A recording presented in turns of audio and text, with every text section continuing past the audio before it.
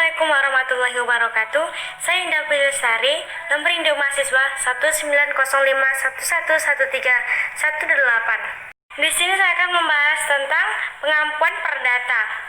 Di dalam hukum, tidak semua orang bisa dijadikan subjek hukum yang bisa melakukan segala perbuatan hukum, seperti contohnya mendatangani kontak anak-anak misalnya. Karena belum dewasa, ia masih dianggap tidak cakap dalam hukum. Tapi tidak semua orang dewasa juga otomatis dianggap cakap hukum. Ada beberapa keadaan yang menyebabkan orang dewasa tidak cakap hukum sehingga tidak bisa melakukan perbuatan hukum. Nah, pengampuan itu adalah kondisi di mana ada seseorang yang akan bertindak sebagai wakil menurut undang-undang dari orang yang tidak cakap tersebut.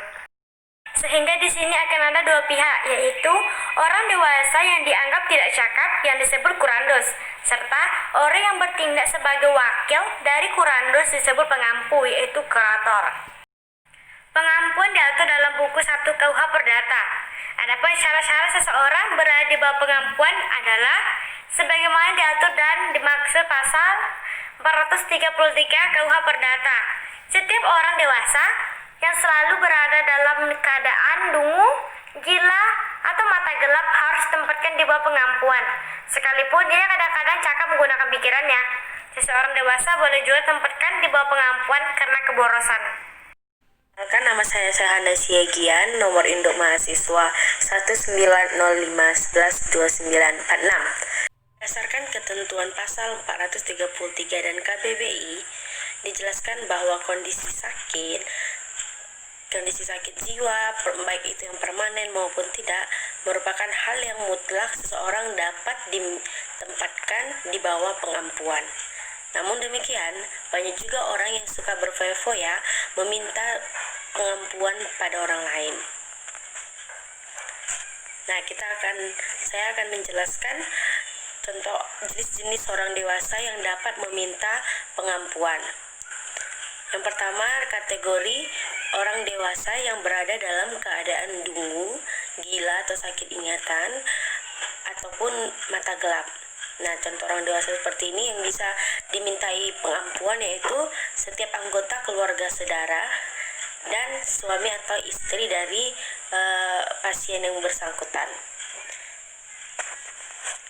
Sedangkan bagi orang dewasa yang dalam keadaan boros atau suka berfoya-foya, nah yang berhak meminta pengampuan terhadap orang itu adalah setiap anggota keluarga saudara, baik dalam garis lurus maupun dalam garis samping ataupun suami dan istri. Mereka lah yang berhak meminta pengampuan terhadap orang dewasa yang boros itu.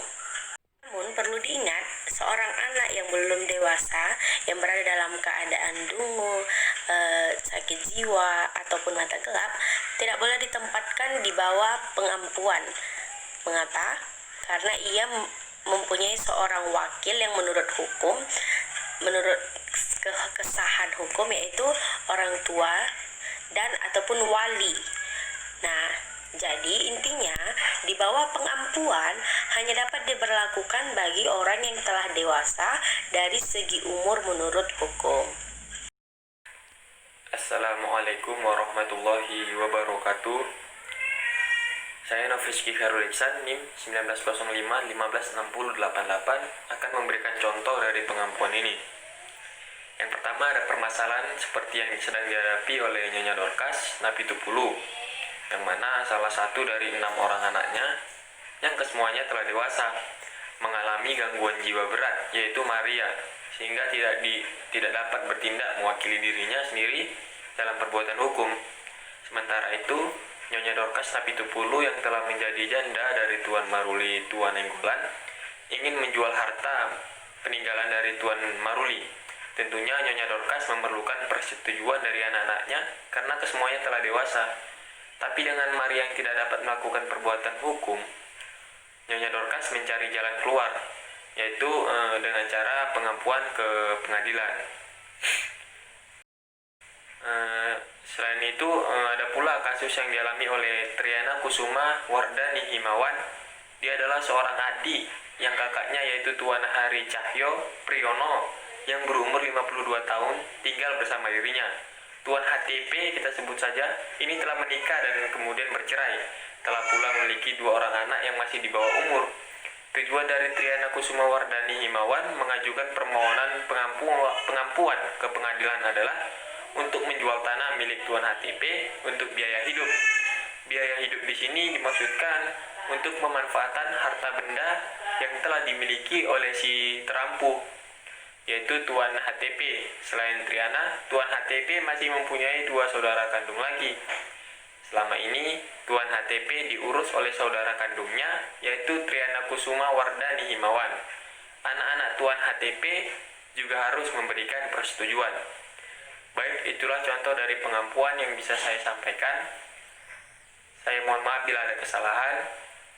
Saya tutup dengan wabillahi taufiq wal hidayah. Wassalamualaikum warahmatullahi wabarakatuh.